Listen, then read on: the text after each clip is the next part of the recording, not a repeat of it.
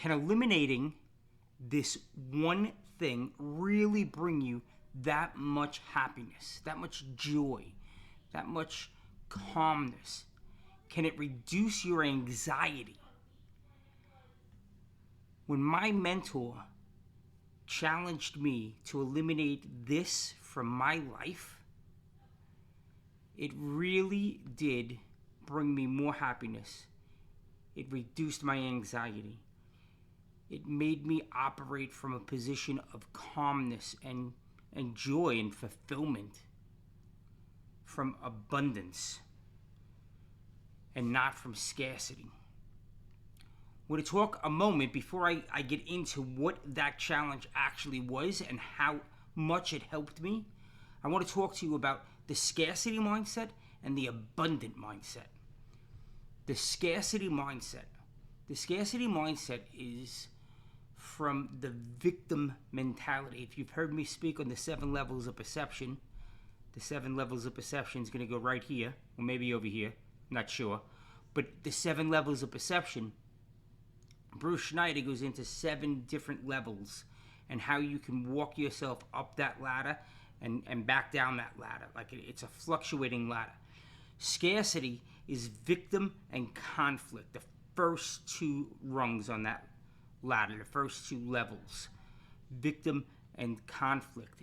You believe that outside elements really do rule the roost. The outside elements, it's always the outside element's fault. It's somebody else's fault. It's some other condition. I didn't play a role in this. If there was no such thing as bad luck, I'd have no luck at all. Scarcity mindset is, let's look at a couple of examples. Scarcity mindset. Let's say that you found a real estate deal. And to close in that real estate deal, you needed somebody to come in and secure the loan for you. And that person said, I'm going to charge you for $1 million property, I'm going to charge you $500,000. You have to give me half the deal. Half the deal, and we could sign this document today. What do you say? Are you all pissed off at him because he wants half the deal? Are you saying, I got to give up $500,000, I got to give up 50% of this value just to get in this deal? Or are you saying, okay, I'll give him 50%, we'll get this deal over the line, and now I will add $500,000 to my net worth? Imagine if you were a 20-year-old kid just out of high school, you found this deal, you brought it to somebody, and that's what they told you. Your net worth just went up from a couple of $100 to $500,000. Scarcity, abundancy. Scarcity. You win the lottery. How many people I talk to, and they're like, oh yeah, I wish I hit the lottery, and then they have this thought of, but wait a second, if I hit the lottery, that lottery's $10 million. They're really big now, right? Like $300 million, $500 million, $500 million. But they're only going to give me $100 million because of taxes and everything else. So it's not worth it. It's not worth it.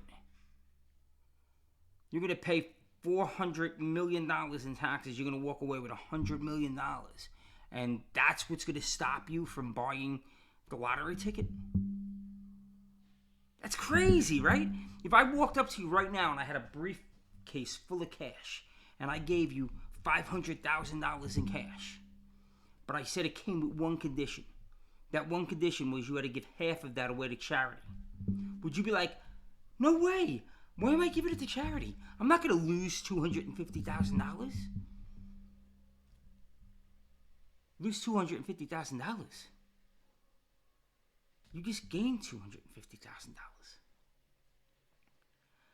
Minds work like this. My mind wasn't that extreme. These are really extreme examples to show the black and white of it. These are extreme examples.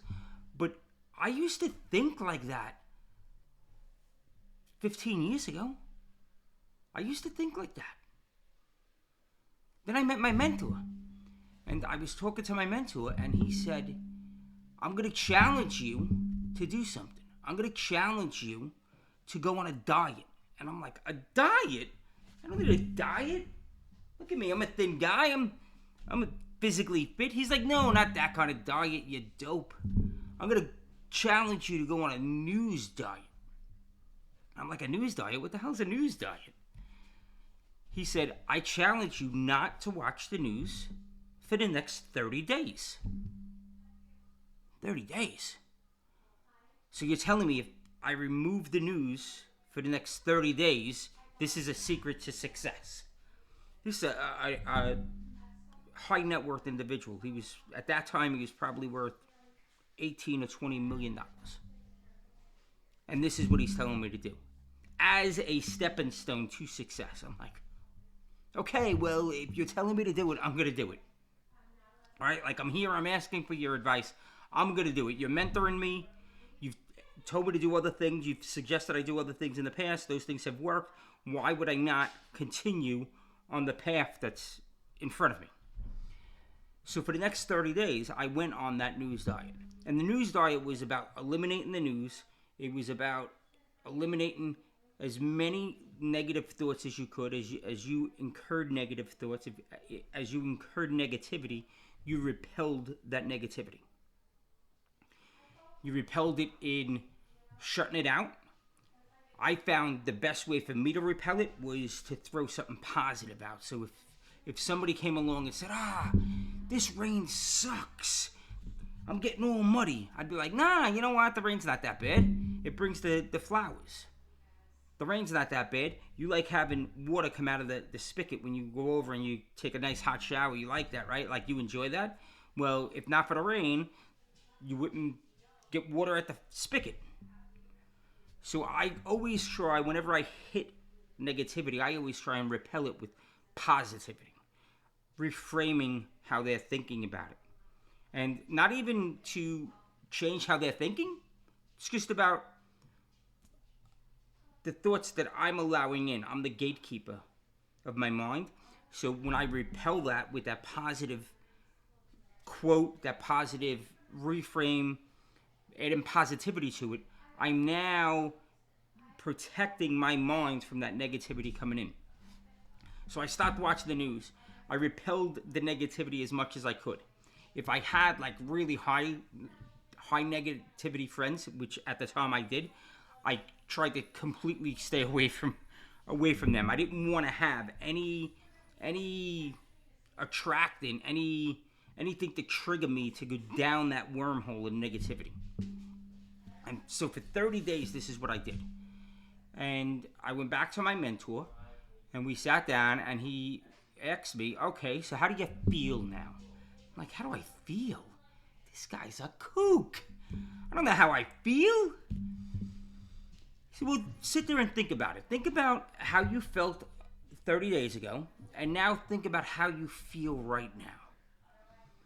And as I slowed down for a second, and I really started thinking about it, and I let those thoughts and those feelings bubble up, I realized that I felt less anxious. I felt a bit more calm. I felt a bit lighter. A little bit more refreshed. Now, it wasn't like, if the gauge was here, like if this is where I started out, it wasn't like I was pinned all the way over here. But I did feel like it came up a little bit. I did feel a little bit lighter on my feet. I did feel like when I was hitting negativities, like the rain, I would think, like the rain's good for us.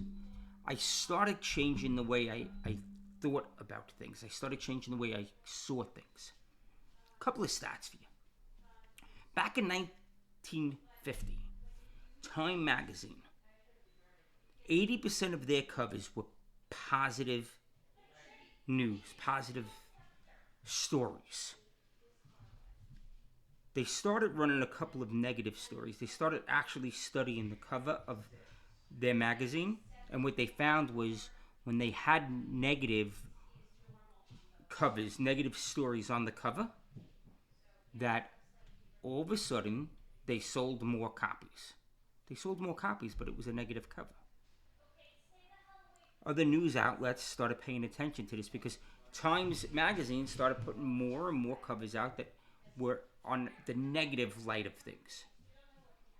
News outlets started paying attention to this. News outlets started doing the same thing. Negativity sells. You do a search for why the news is so negative, you're going to come up with all sorts of stats. UCLA did a study once that said 80,000 thoughts a day. 54,000 of those are negative. There was another study done by the National Science Foundation. 80,000 thoughts a day. 60,000 thoughts a day was the Science Foundation. 60,000 thoughts a day. And out of those 60,000 thoughts, 80% were negative and 95% were repetitive. So 60,000 thoughts, 80,000, like, it doesn't matter what study you believe or you don't believe, but there's got to be something to that. If we're having all of these negative thoughts, where are these negative thoughts coming from? Some of it's coming from a negative bias, right? We're human, and like the amygdala, the croc brain, has to pay attention to the negative because that's how it keeps us safe, and that's our mind's number one job, right? Our mind's number one job is to keep us safe. And it does that by paying attention to the negative, because the negative is more apt to hurt us. There was another experiment done in a Russian news station. For the entire day, they ran positive ads, positive stories. Everything was positive. Their viewership, they lost 2/3 of their viewership for that day. Negativity sells, and you're constantly bombarded by it. It's our job to take a step back, because the negativity comes, the scarcity mindset comes, the victim comes, it's somebody else's fault. I'm always looking around for who to blame and what to blame, and I close down my processing. I don't see opportunities. When opportunities come by, those opportunities pass me by, because I'm not open to seeing them, because I'm closed down because of the scarcity mindset. I'm closed down because of the negativity. I'm closed down because of people constantly on the attack. So I repel that as much as I possibly can. How do I repel it? We talked about ridding myself of negative people. We talked about news diet. Other ways I do it is I overdose on positivity. I overdose on those individuals that are out there crushing in life. I overdose on those individuals that are helping me propel in life. I'm excited over very small wins. Really little small wins. I get excited over that. I keep a gratitude journal. In that journal, I list my 3 wins for the day, 3 things that I'm grateful for. I pay attention to what my aspiration is moving forward. I document lessons learned. Even in that negative scenario, I can learn a lesson from it. I'm paying attention to the positive. News diets work. They worked for me. It was one of those foundational elements that really did change my mindset. As I was going through my mindset journey, this was one of those pivotal moments. When you look back and connect the dots, this was one of those moments. Guys, I challenge you to the same thing my mentor challenged me. I challenge you to take a 30-day news break. A 30-day break from negativity. In addition to that, I challenge you to journal each day on how it's going. Get those thoughts out of your head. Put them down on paper. It's a process of growth. Until we meet again, we live up here in the numerator, not down here in the denominator. I want you to go out there and be unstoppable and absolutely crush life, guys. I love spending time with you. Go out there and crush it today.